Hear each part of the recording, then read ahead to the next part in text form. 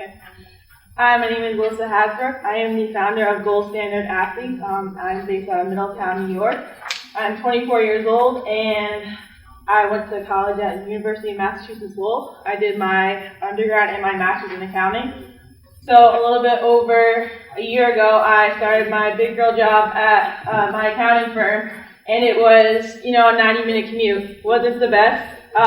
Still living at home, and I kind of missed the sports I played D1 softball, and I always was a coach. I had two younger sisters, one that's still playing actively in high school, so I was missing it, and I'm like, how do I get back into this space and just kind of get back to where I need to be? That sports has always been my passion.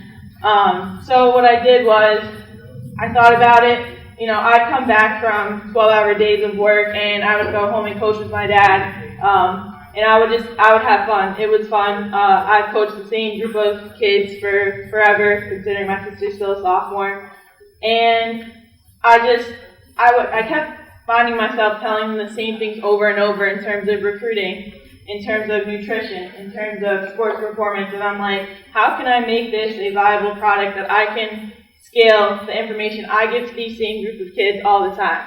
So that's where I came up with the idea of a subscription box model, Gold Standard Athletes GS box. And what I did was I just reached out to vendors, and I would just put items like pancakes, which is an ice pack. So products that athletes may not have found on their own, or they need to get to the next level of college sports, or whatever. I mean, even if they don't want to play college sports, they can still benefit from being a better person and being a better athlete with my product. I try to push a lot of self-care products, Epsom salt bath. This might be a product that might have never seen before, but it's in my box, so that's just kind of that differentiator of things that you might not see that you could possibly find in my box.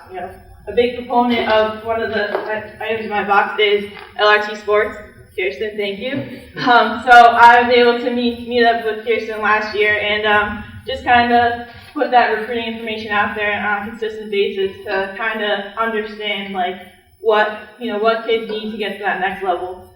Last year, for about 6 months, I sold over 100 boxes, made about $5,000 in revenue, and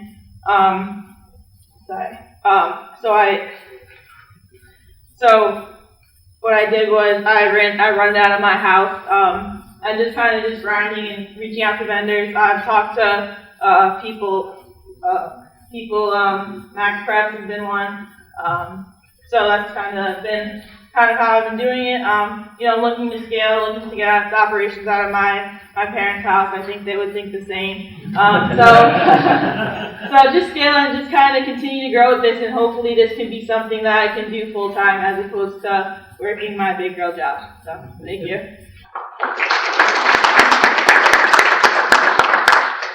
Where'd you get 100 clients? So I did start because I do have a network of athletes that I coach. I did try to push a lot in New York, where I'm from, but I've been in over 25 states at this point, and a lot of the connections I've made is through social media. Kids want to be part of something, so it's Team GS, and they want to be part of that. I get messages all the time. Thank you for doing this. Thank you. They want to feel comfortable, and they want to be part of something. So it's the biggest thing. You have a common background, so you follow all the numbers. What do you think you ideally need to do to get it to the next level? So for me, I would think 3 years of seed capital, like 300,000, just to scale, and working full time still. It's in being a one-person operation. I need business development. I need to continue to market. Right now that word of mouth marketing has been huge. I still go to tournaments on weekly basis, and I'm just pushing my product when I'm not coaching. So. And what's the monthly cost of the box, and what's your cost of goods? So in 2019, it was $45, which included shipping. I am dropping the price and kind of zoning in on products that I feel like from my research have been the most beneficial. So even this year and last year, about 30% margin, including the box itself. And is it a long-term sub, or is it just month to month? So what I found is sometimes athletes would like a one-time box, or they want to stick with the monthly box. And what I've done is I have the option. You can do it for the month. You can skip over months, or you can just get a one-time box. So the athletes that initially signed up for 1 month, how many came back? About like 60% retention rate. What's your price point that you ultimately want to get to? Because with subscriptions, you get well enough. So you keep on buying, even if they, I hate to say it, even if they don't need it. Yeah. 45 may be a little high. Yep. What do you think? Definitely. I mean, I think that's, kind of what I tested in the beginning is now I'm going to try to get to that $30 range and just hone in on 3 to 4 products that I can put in the box every time. How do you plan to develop a level of customization as it goes on? A lot of subscription box companies are, I would say, that's some of the weaknesses, is they're kind of trying to find a one-size-fits-all box, and one size doesn't. So, are you going to, over time, give your users the capacity to, I don't want to solve this, right? Yeah. Like that type of thing.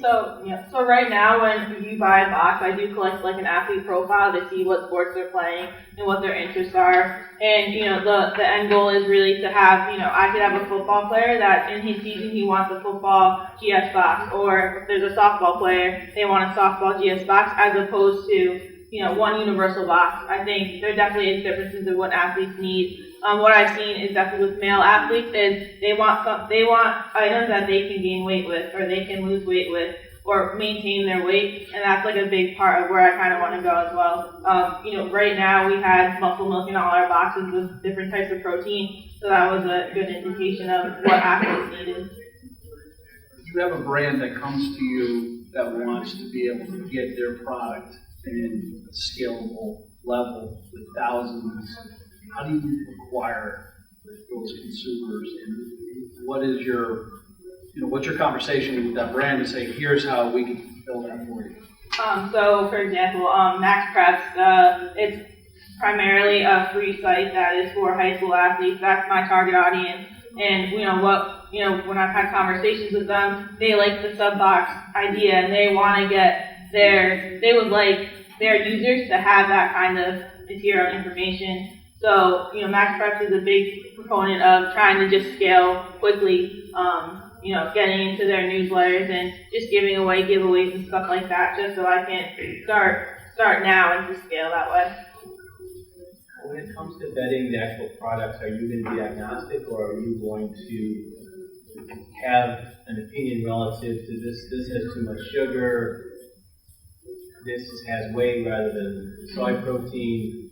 Yeah, so that's definitely with the nutrition part. I definitely do vet as a former athlete and around athletes all the time. I kind of use my team and a lot of my networking to kind of vet products.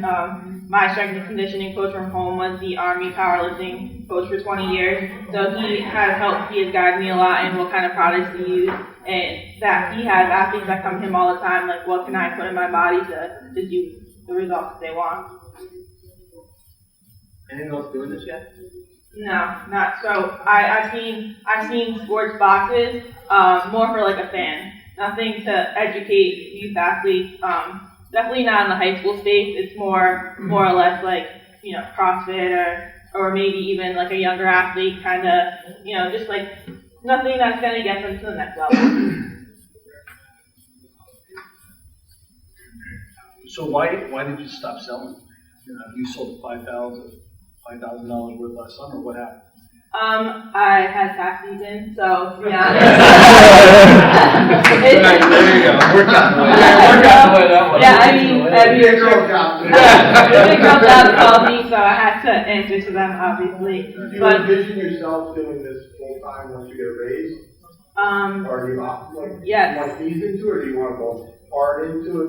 I would like to go very hard into it and leave my big girl job, even though I do appreciate them for giving me that job. But my accounting background has helped me through this process, being a one-person operation. But I definitely would like to expand. If I could, 24/7 do this is definitely what I want to do. Who's the first person you hired? Who's the first person you hired? If you have the funds to do it. I would say content marketing, not my expertise, but I have learned to figure it out, and I think that if I could just give that to somebody to do that I trust, Biz dev? Mhm. You need biz dev. Yeah. What else? You talk about adding a digital component to it? To the box. Yep.